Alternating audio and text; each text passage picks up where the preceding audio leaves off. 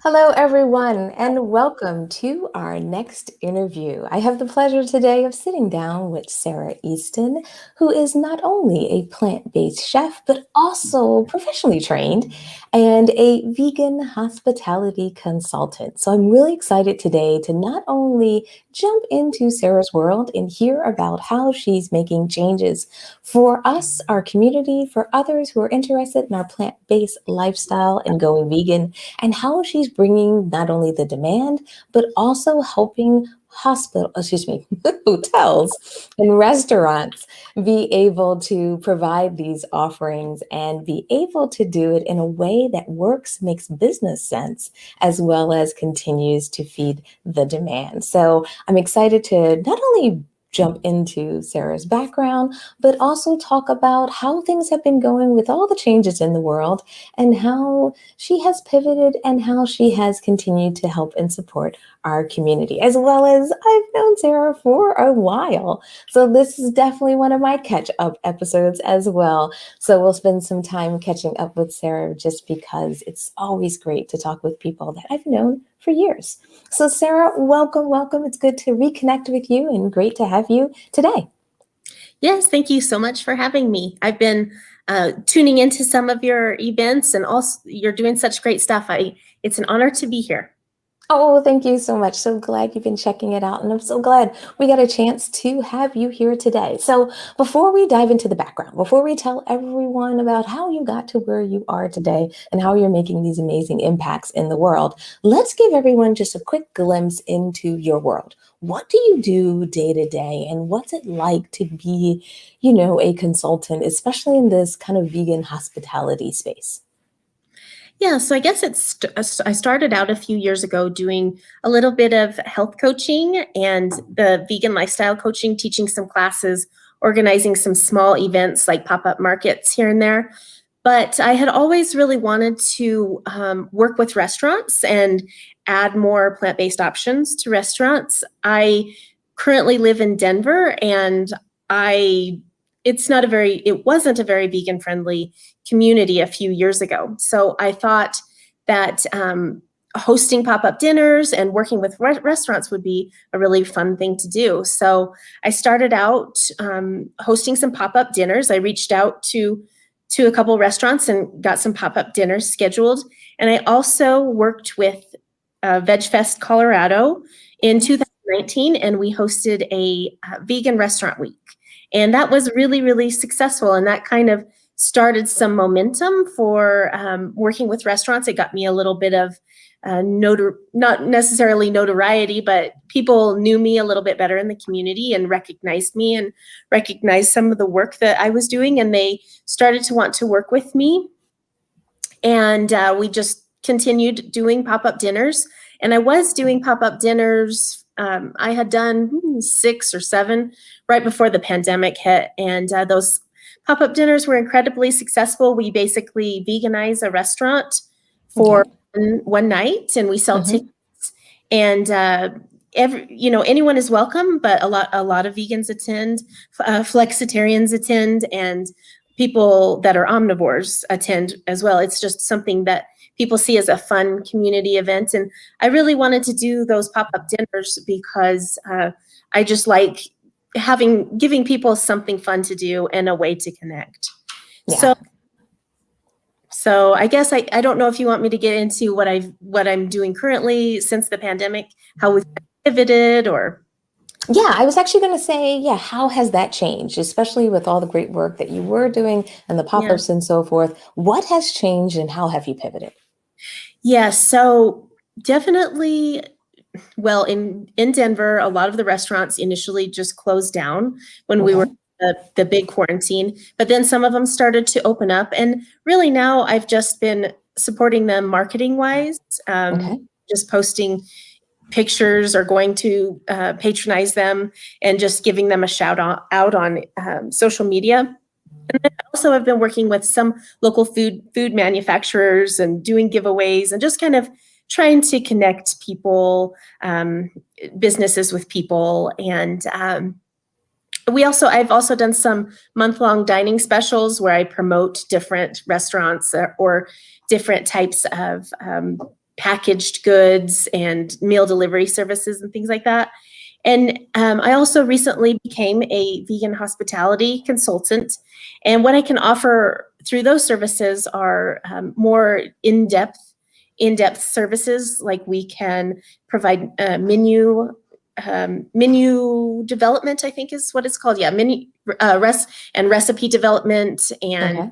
I can also do training and it, you know,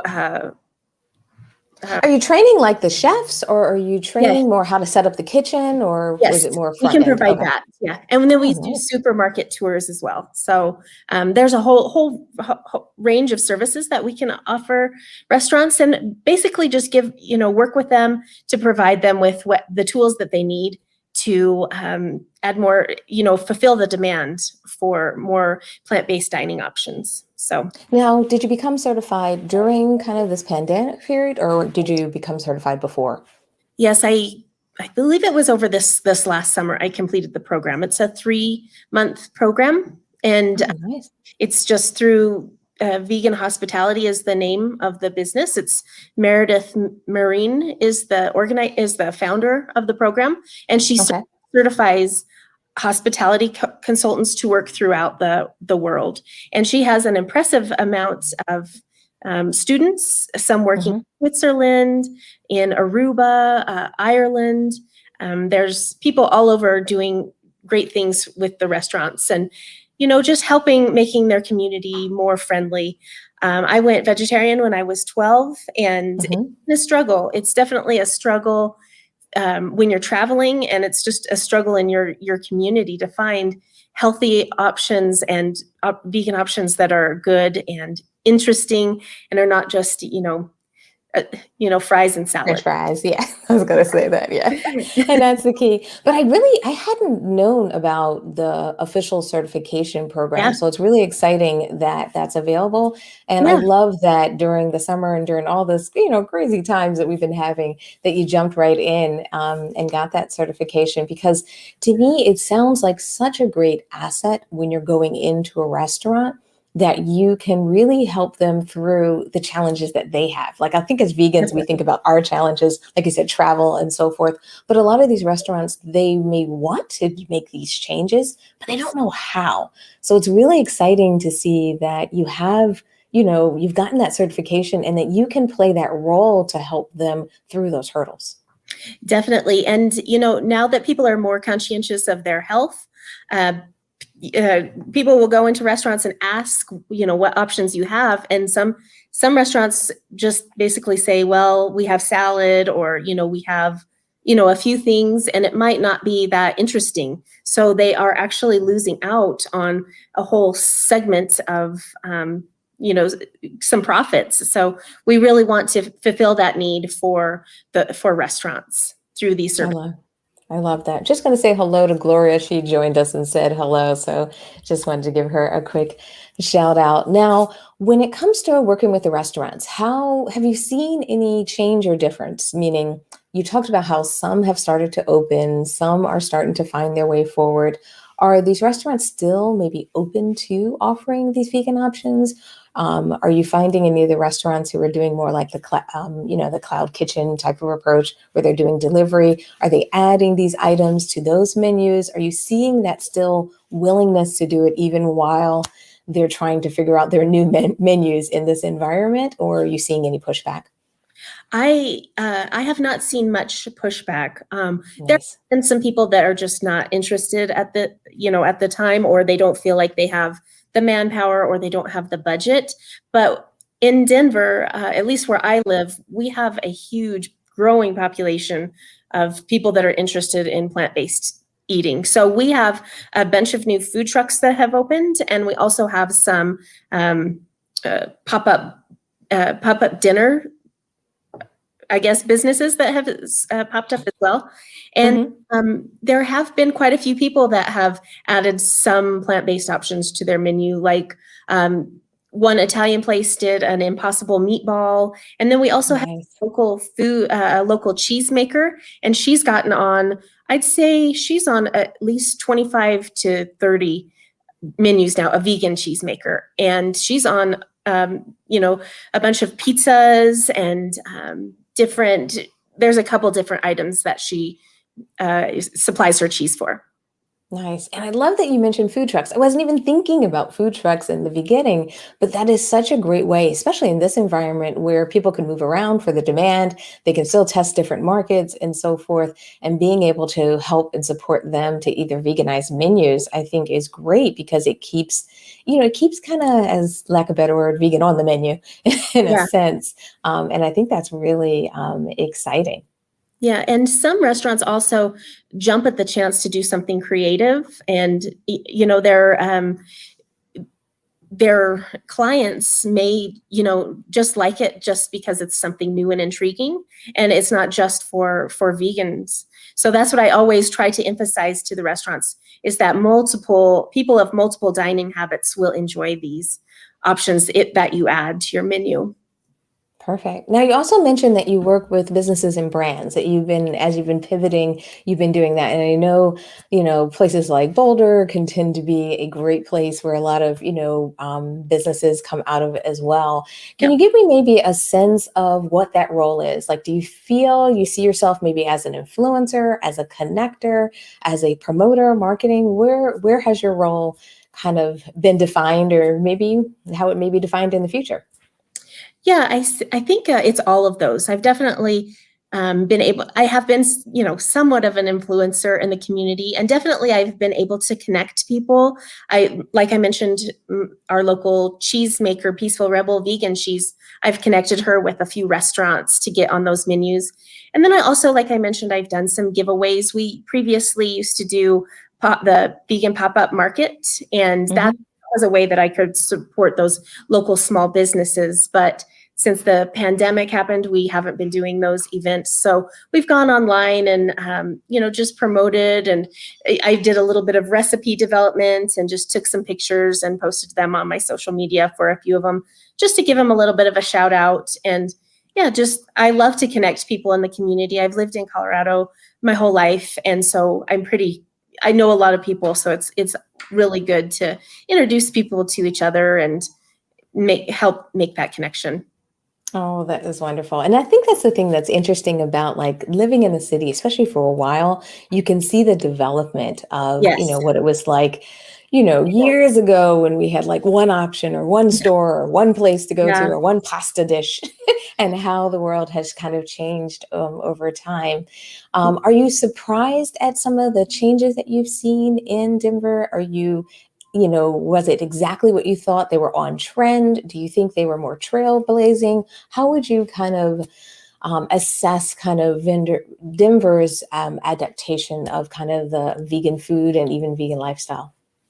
Well, I would say it's doing a lot better than I had ever envisioned that it would. There's definitely a lot of restaurants that have added the options themselves, and then, like I mentioned, there are pop-up dinners, and there are also food trucks, and it's definitely we definitely need. There's a lot more that needs to be done, but I feel like people are pretty excited about it, and then the restaurants are recognizing that there is a demand. So and we have so many people, like younger people, moving to Denver that are more interested in a healthy lifestyle and eating a diet that provides them with optimum fuel. So and a diet based in plants is definitely a great way to enjoy the Colorado outdoors. So we've also had a lot of really fun little smoothie and juice bar shops open up, and Okay. they have all sorts of energy cookies and the smoothies, and then like toasts and things like that. So I think those are quick bites for Colorado's active lifestyle. And yeah, and even Boulder is definitely improving as well. So they also have some new juice bars and raw food joints as well. So, and they definitely are always improving. Nice, nice. Now, what about for you on the business side of things or running your business? I think it's interesting as we all start our careers and move our careers and how they kind of transcend over the years. Have you been surprised at where you are today and how you're helping the movement? Did you imagine when you first started out, kind of as a health coach and a life coach, that you'd be where you are today? Like, walk me through kind of that journey. Was there a little bit of surprise, or did you feel like this was the natural progression? Well, I'm surprised at how far I've come. I mean, it has been so much work, as you know. It is constantly grinding and constantly working and always, working on multiple projects. Yeah, and I would say I'm pretty proud with what we've accomplished for sure. And yeah, I I am finally to a point where I feel like all of that hard work was worth it. And now I can kind of actually make a little bit of money, because in the beginning I was just doing it more as a volunteer, more as a labor of love. But finally, I'm getting even paid for my services, which is really nice. Absolutely. I love it when we get paid for what we do, because, it allows us to continue to do it and also becomes part of that, the fabric and our vegan economy. Do you have Yeah. any advice for anyone, especially when I think about hospitality in general? It's been probably one of the industries that's been hit the hardest, that's been impacted, and also has maybe felt like there's a lot of like starts and stops, like, oh, we can do this. Oh, maybe not, all of those changes and just constantly trying to figure out the pathway forward. Do you have any advice for anyone who is maybe watching today? They're in hospitality, maybe in a different fashion as you, but maybe in hospitality as well. Do you have any kind of recommendations or advice for someone as far as resilience in these difficult times? Yeah. Well, I think my biggest piece of advice that I give people, and this might be a little different than what you're asking, but I always remind people to make a demand to ask restaurants for vegan options. That's really important, so that they see that there's a demand. So if you're a consumer, call or email your establishments just to show them that you want some exciting options in your community. And I think, just based on what I've seen, our community has really just gone crazy over these new plant-based options that they are adding. And I think one of the most important things to do is get listed on Happy Cow. And there's also, and Happy Cow, if people don't know, it's the web-based hub of where all restaurants you can find, the restaurants that you can find with vegan options in your community. And Happy Cow, I mean, Happy Cow gets viewed by so many people. And that's a really good thing. And also, just to make your social media a priority. And probably, I found Instagram is, the most easily found in your community. So using those hashtags is really important, like your local vegan hashtags, and just getting some visibility on those items and taking some great pictures. That's also a really huge thing. Use a really nice lighting, and even invest in some professional food photography. People love to see those food photographs. And I think, just I see a lot of people also just throw like an Impossible Burger or a Beyond Burger on the menu. And while those are really great, I love those. I think a lot of people are looking for stuff that's a little bit more creative and a little bit more out of the ordinary. Like, I know people always ask me about pasta or lasagna or something that's a little harder to find. And I think people in hospitality and restaurants could maybe look at food trends and see what items they could potentially veganize. And then probably the final most important piece of advice is to take your most popular menu items and veganize those. And people will go crazy for that. And it's also really trendy and buzzworthy. It will give you some good recognition. And you can also, send a press release out to your local news, any reporters or bloggers that might be interested in covering it. So there are multitude of things that we can do to get the items some visibility. And especially now that people are seeing the harmful effects of animal agriculture, and Yeah.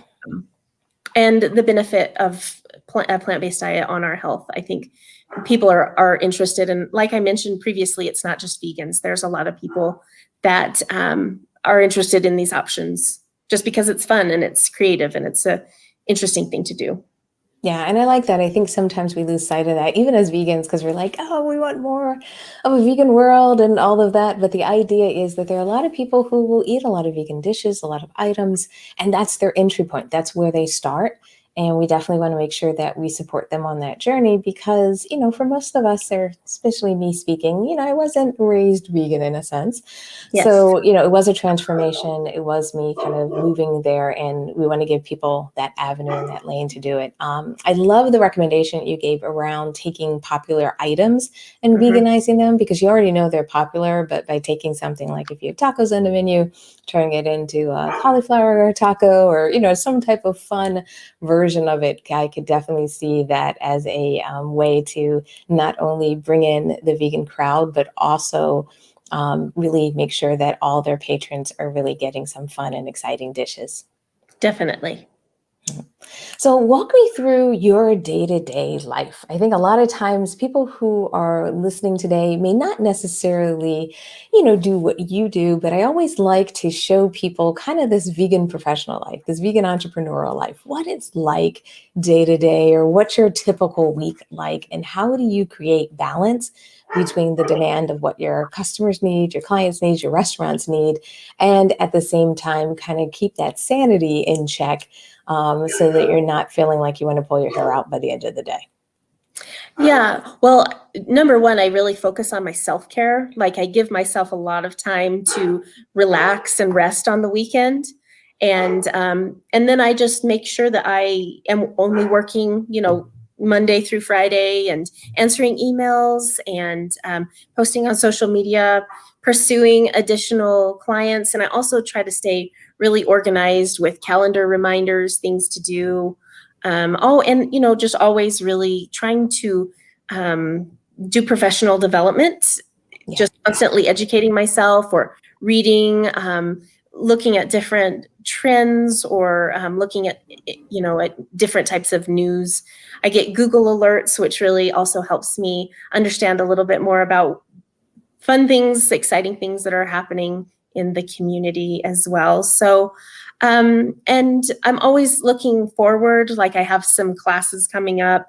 And then we're also working on another vegan restaurant week in Denver in May. So, yeah, I just stay really busy and I have a lot going on, but I think I try to keep it as organized as possible through those lists of things to do and calendar reminders. So I'm always kind of staying on track.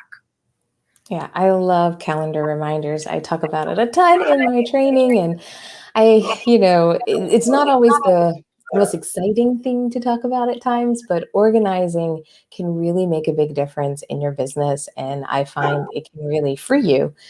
It's just you got to take the time to do the organizing in the beginning. So I'm really excited to hear that from you. So as we wrap up today's session, I just want to make sure that if anyone wants to get in touch with you, if anyone's either a restaurant themselves or considering a restaurant or opening a restaurant and they'd like to maybe hire you or talk to you, how they can get in touch with you, or if they just really enjoyed today's session and they just want to make sure they reach out and thank you or reach out and just keep up with everything you're doing, can you give them your website, social media, and anything else so that people can get in touch with you? Yeah, my website is just saraheastonhealth.com. And then they can just email me, or I have a submittal form where you can submit questions and I can answer from there. But my email is saraheastonhealth@gmail.com. Perfect, perfect. And then just one last final question as we wrap up is just looking forward to 2021. I know we all don't know what will this year hold, but one thing that I always like to do is just ask people kind of, are you have any plans or big plans or dreams or anything that you're trying to accomplish, whether it's in your business, even personal, that you want to share with people? Because I always love to hear kind of, I always like to dream big. So I always like to hear if anyone has any exciting plans for this year. Yeah, well, so I mentioned previously, I mean, my two goals for the year are just to get more classes on my calendar. I have loved doing the virtual classes because it's been so easy. So I have a couple classes on the calendar, and then I also, like I mentioned, I'm doing Vegan Restaurant Week in May in Denver. So that's going to keep me really, really busy. But it's always such a fun thing to do because people love that event and the restaurants love it, and so do people. And it's really just a fun thing, a fun way to connect the community. And then the restaurants can learn, also test out what things work and what things don't. And, learn how to do some things. We can provide some consultation to them. So, yeah, other than that, I think just the classes and just working with as many restaurants as I can. That's really my goal. I want all communities to be vegan friendly because when I travel, I want to have some options. And I know that people like you, and there's a lot of people out there that it's been hard in Yeah. the past. It's been really hard. Usually there for a while, we just had Taco Bell, but now we have a few more options when traveling, which is good. So we just need to keep getting those options out there and show people that show restaurants that there's a demand for sure. That's probably one of the biggest things is just get out there and request restaurants add options, and then just support them when you can. Oh, that sounds great. And once again, what kind of classes are you going to be planning for this year? Yeah, I'm doing a couple just cooking classes, culinary nutrition classes. Culinary nutrition. And Okay. so I have some with the Denver Public Library, and I actually just did a vegan bacon cooking class, and Mm. that one was really fun. And it was a fundraiser for a local sanctuary, and then just health coaching and cooking classes. I'm doing one on healthy breakfasts, and then one on eating for energy as well. So Oh, perfect. Well, thank you for sharing that. And anyone who is interested in the classes, especially while they're virtual, yeah, anyone can jump in. Make sure that you go to saraheastonhealth.com so you can sign up for those. So, Sarah, thank you so much for joining me today. Thanks for taking some time to allow me to get caught up with all the great work that you're doing. I love how you're reshaping Denver. I really love how you're bringing in those expertise in the restaurants. And I love how you're pivoting and how you're really finding a way to make sure you can continue to do the work that you love doing, but at the same time, keep everyone safe and at the same time, find balance, all those things that we're all juggling these days. So it's wonderful to hear all the ways that you're keeping the movement moving forward. And it's wonderful to hear about the progress that you've been instrumental in and the changes that are happening in Denver. And I hope to stay in touch and hear about more and more great things that are happening. And I'll definitely follow up with you because I can't wait to hear about the restaurant week in May. May's my birthday month, so I have a soft place in my heart for it. right. Um, but it's wonderful, wonderful to have you today. Thank you so much. Yes, thank you, and thank you for all your great work too. Thank you. And thanks everyone who joined us live, even if you're watching this as a replay or on our podcast. We love and appreciate you being here. We always love the love as well. So don't forget to hit those like buttons and those thumbs up because it's just a great way for us to know that you appreciate and you enjoy today's interview. And we will see you next time. Take care, everyone. Bye.